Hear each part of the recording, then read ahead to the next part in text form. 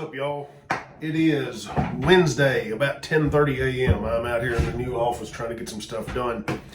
And I've actually been putting together a list of what I like to call things to ask your instructor before you spend your money with them or you train with them.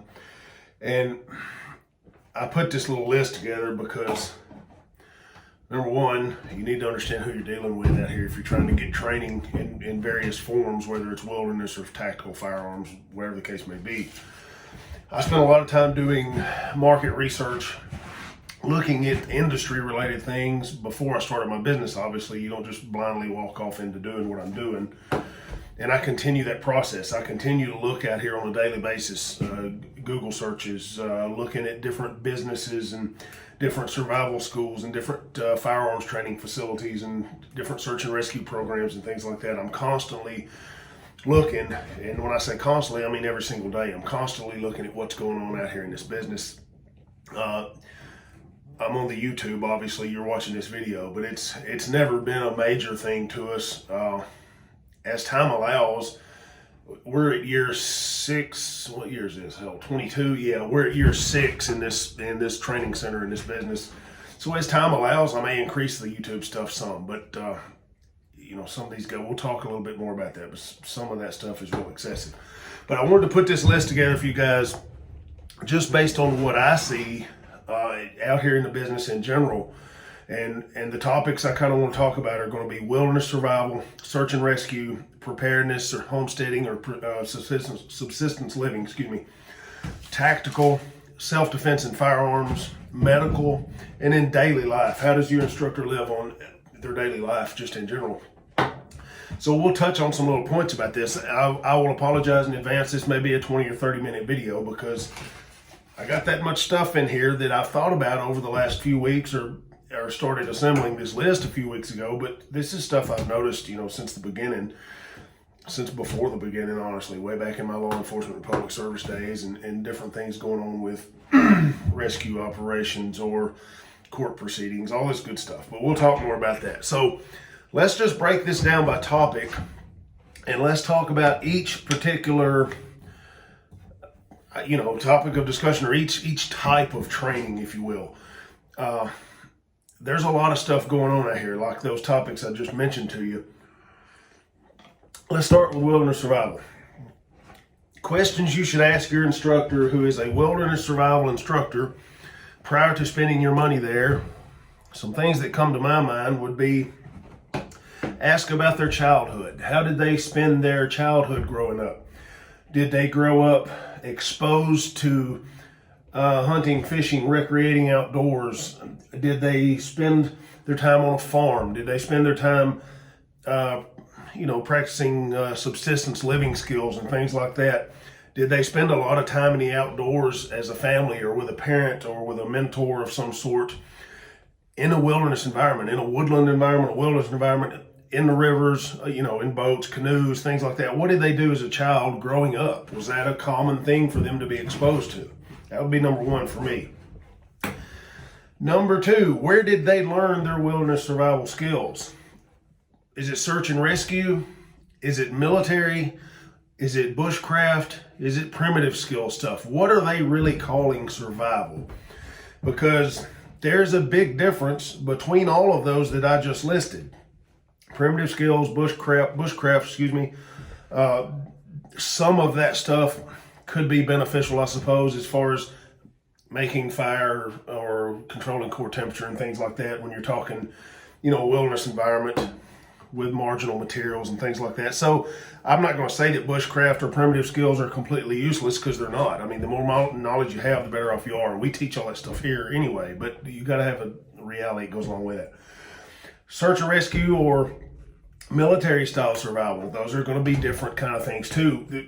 As a search and rescue instructor, I teach survival things that go along with search and rescue certification training.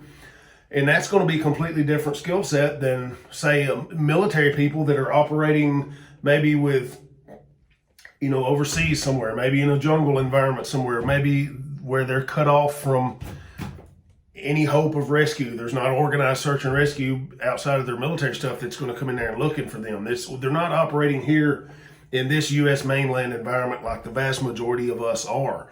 And there's a lot of teachings in the wilderness survival stuff, in the military stuff, that's things like eating insects and eating horseshit. Okay, so I'm not going to get into all that, but just you got to understand the dietary nutritional stuff that goes along with that.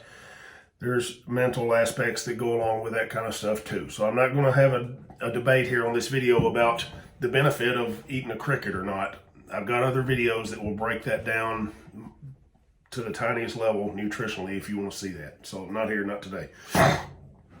Does your wilderness survival instructor teach somewhere for a school 4 to 6 times per year and spend the bulk of his time on YouTube playing fort or playing house or playing camper? Or, do they spend 30, 40, 50 hours a week editing and making YouTube videos and teaching this much, bullshit selling this much? That's a question I'd probably want to ask, or I would want to look at what they do. As far as I'm concerned on that, you guys see how high quality this production is. I do a lot of work and a lot of thinking about what goes on in here, but not about what's on this camera, because my work is here. My work is not here, really. So different strokes for different folks. Are your wilderness or is your wilderness survival instructor cross-trained? Do they have skills in multiple disciplines, or are they all along one channel? Do they have one kind of thing they do, like primitive skills, for example? Do they understand primitive skills but don't understand search and rescue operations or public service works? Are they military but have no comprehension of civilian search and rescue or primitive skills? So ask yourself, is your instructor versed and skilled in various things, and also the realities behind each in the environment that we live, work, recreate, and operate in? There are some differences in all these things versus reality. So those are some things on wilderness survival. So next, let's talk about search and rescue. Number one, is whoever's teaching you to keep your ass alive out here, are they search and rescue trained? Are they search and rescue certified? Are they search and rescue instructor certified? That would be one I would ask. Are they wilderness medically certified? Are they a wilderness medical instructor? Wilderness first aid, wilderness first responder, wilderness EMT upgrades, all this good stuff. Are they wilderness medical instructor certified?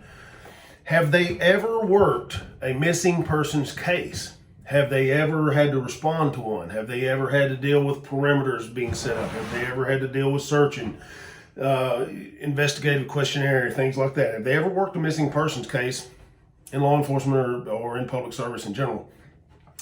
Are they a visual tracking certified person or a visual tracking instructor? Do they have those instructor credentials, understanding going out here and how to track humans? So that's one I would probably ask. Have they got any experience with incident command procedures, multi-agency, mutual aid agreements, communications between agencies? Do they have any experience and knowledge with that stuff? And I'm not talking ham radio. I'm talking about comms with mutual aid and county to county, city to city, resource to resource, trunked radio systems, multi things going on from agency to agency, and things happening in 2 jurisdictions with multiple agencies going on at the same time. Do they have any experience with that stuff? If so, where'd they get it? Be something to ask. So that's search and rescue stuff. Now let's talk about preparedness, homesteading, or subsistence living. Preparedness in general, prepping, if you want to call it that. Look at your instructor's lifestyle. How do they live? Do they live, in a modern home? They have a modern lifestyle? Are they dependent upon grocery stores? Is their entire lifestyle adapted and changed to fit subsistence, homesteading, and preparedness? Ask yourself what would happen to your instructor if the grocery store is closed tomorrow. I see a lot of folks out here that talk about and teach prepping and homesteading and subsistence living, but they always got, dependence on the grocery store. They've always got something from town, something from the store. Anytime they're cooking anything or doing anything, lots of stuff like that comes from the store. Do they hunt? Do they fish? Do they trap actively? Not not for the purpose of making a YouTube video, but do they hunt, trap, and fish actively as part of their daily life to feed themselves and their family? I would ask that question. I would look at that real close. Do they have the immediate capability to shut down and go off grid completely? Be something I would want to know.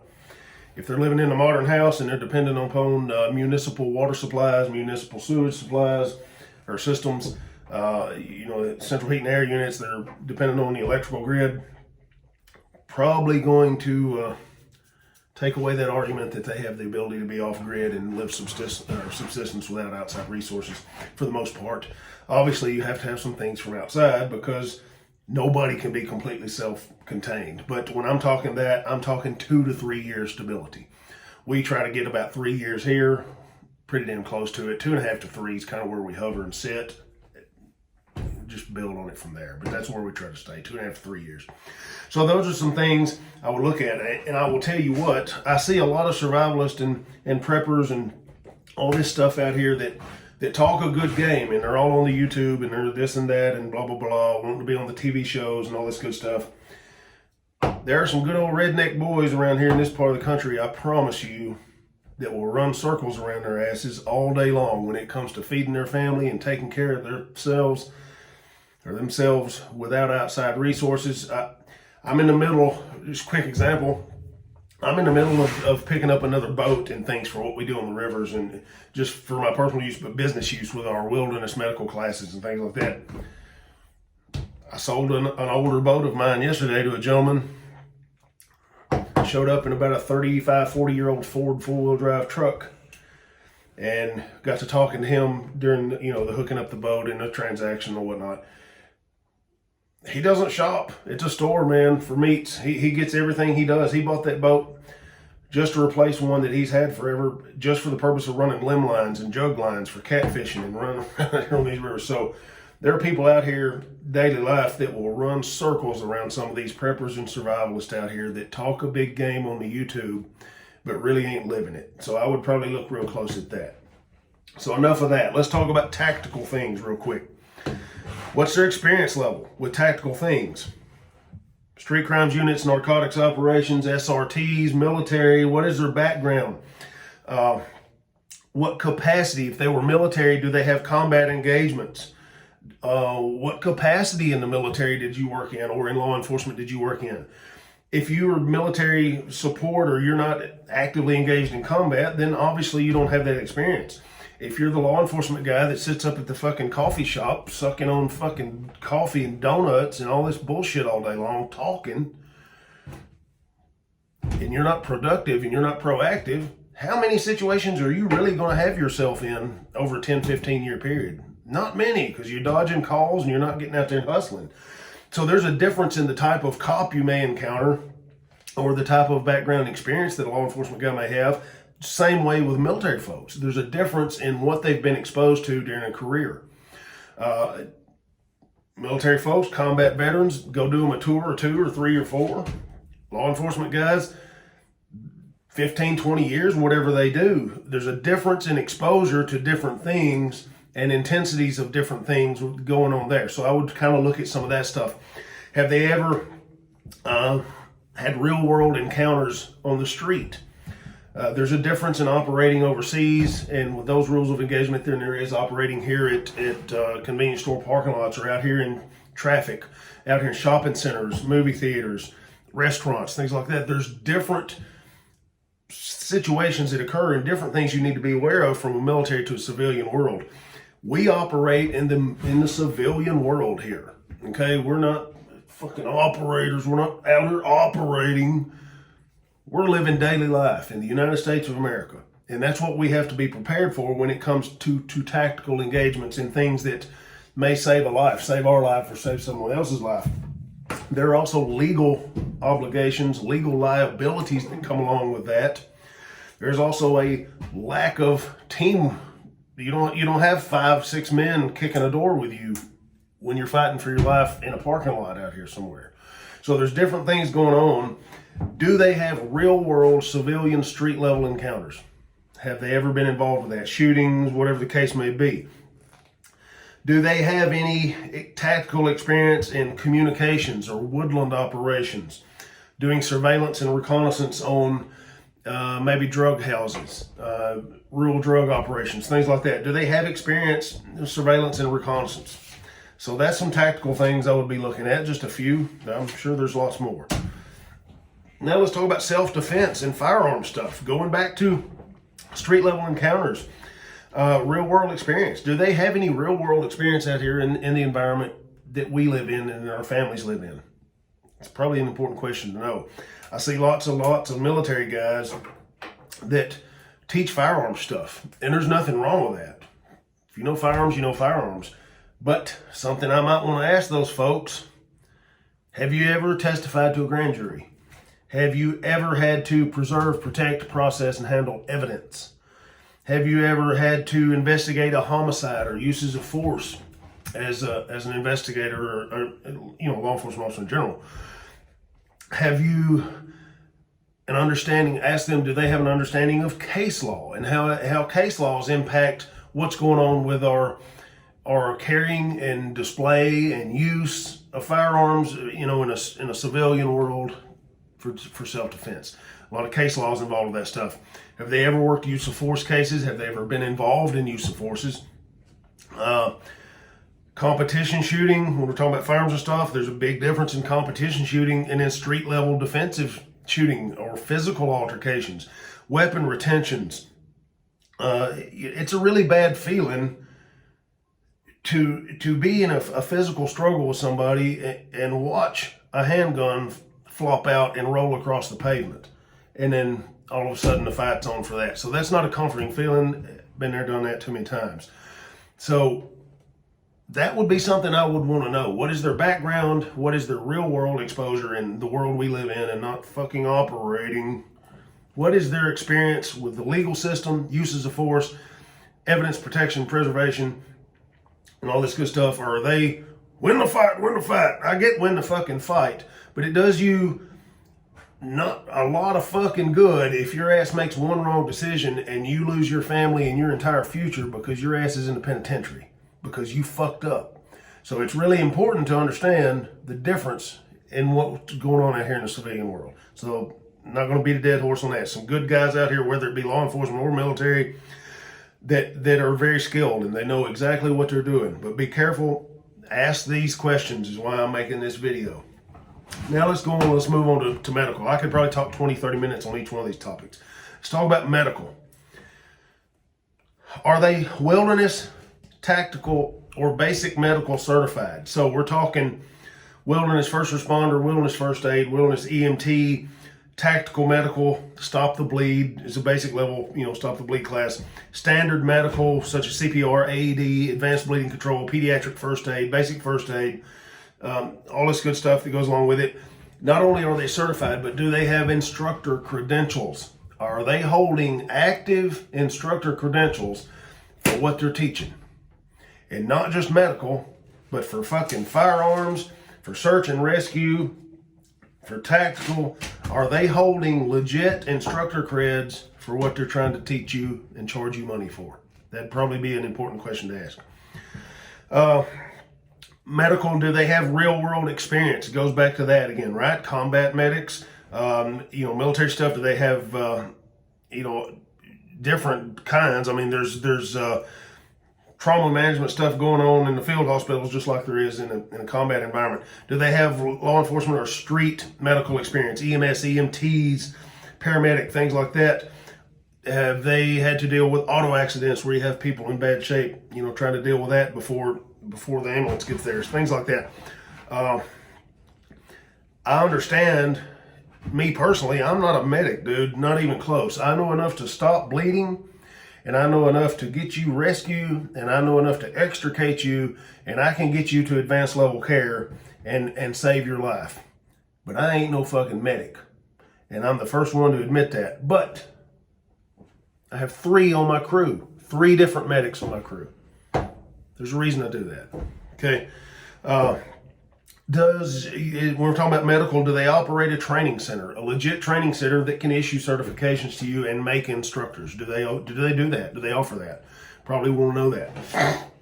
All right, now let's move over here to your instructor's daily life. When you're looking at somewhere to train, or you're looking at trying to listen to what somebody's telling you, ask yourself or ask them this question. Do you teach and train, or do you teach by choice as daily life, or is it a hobby for you?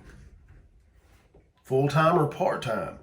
Do you operate the business in a training center full-time, or you do this on the weekends or part-time outside of the daily 9-to-5 job that you have, the daily modern life that you live? Are you doing this hobby part-time, full-time as career choice? That's the same note. Yeah. Daily business. Do you study? Do you conduct your training? Do you study? Ask your instructor. Do they study daily? Do they train daily just for themselves or others? Are they teaching on a daily basis, or the weekend warrior stuff like we just talked about? Do they do all that every day, or do they spend a good portion of their time? And I don't mean a good portion, really. I mean the vast majority of their time selling gear, doing YouTube video productions, playing Fort, playing Camp Out Guy on the YouTube, playing Rambo on the YouTube, marketing, trying to sell stuff. People love to buy stuff. People don't train so much. I'm in the business of training. I'm in the business of reality. So could I sell people a load of bullshit all the time? Probably make more money. I choose not to go down that path. Do they work a day job? Going back to that, is this something they do for somebody else a few times a year while they're constantly doing, their own thing with their own job or their own career, whatever they're doing? Is it a side gig for them? Take a look around the country and find out how many or who in the United States operate a full-time training center that do everything we've talked about today, from wilderness survival to search and rescue to preparedness, homestead, subsistence living, and lifestyle, from tactical, from self-defense and firearms, from medical. Ask how many in the country out here. Take a look and see how many of them do all of that stuff full-time. You'll find several out there that do elements of this full-time. Firearms is a big one. Everybody likes to shoot, boom, boom, fire guns, play with guns. So that's a big one. It's a money maker. So that's why people do it full time. So, but ask yourself how many in the country can do all this full time. Now, of those people that do it full time, however many you find in the country, which I would be willing to bet it's very few. Ask yourself how many of those do it full time without a source of other income. Retirement, disability, selling gear, selling books, bullshit, general industry bullshit. How many of them do it full time without another source of income? And I'm talking training, not writing books. I see a lot of production companies, so-and-so productions. Oh, I got a new book out this week. Bitch, when's the last time you taught a class? I did one yesterday. So there's that. So that's a good question to ask. Who is well-rounded and experienced in all of this stuff? That would be something to ask yourself if you're wanting to do all that stuff. If you're wanting to be specialized in something, let's say you just want to focus on firearms, or you just want to focus on medical, then I'm sure you can find some specialized people out there beyond us that are capable of doing that. But when you're talking about overall full-time education, man, you're going to be hard-pressed to find people that are doing this all the time. So those are just some thoughts I have as I look at this business and this industry and different segments and sections of this business, and some things I think that you guys, hold on a second, coffee, some stuff you guys probably should be aware of and ask, because it's real easy to get caught up in bullshit out here. There's people that'll take your money every day and they don't care enough to try to teach you right from wrong, or to show you things that are factual and life-saving, or it's complete bullshit, but they don't care because they got your money. So just some questions to ask. There's a lot of realities versus myth, a lot of bullshit. So you got to be careful with that for sure. But anyway, guys, I'm not going to keep you tied up no more. It's about 5 minutes right here looking at the old sideways iPhone. So I got some more paperwork to do. Got a boat deal I'm trying to get squared away for school and what we got coming up. So anyway, paperwork time. We got Search and Rescue and Wilderness First Aid all weekend. We got 2 classes. Well, yeah, we got 2 classes and then a testing session for the Search and Rescue. So we got multiple instructors running full 2 days. We're going to be out there with, you know, groups of people doing what we do. But that's this weekend. If any of you guys need to do some search and rescue training or certification testing for SARTEC stuff, come on out and see us. We're doing a 2-year certification in Wilderness First Aid this weekend also, so that's an option for you. If you want to get involved with that, just give us a call. But anyway, guys, y'all stay safe. Pay attention to the bullshit. YouTube, industry, survival, tactical, medical. There's horse shit everywhere. You guys be careful. God bless you. Stay safe.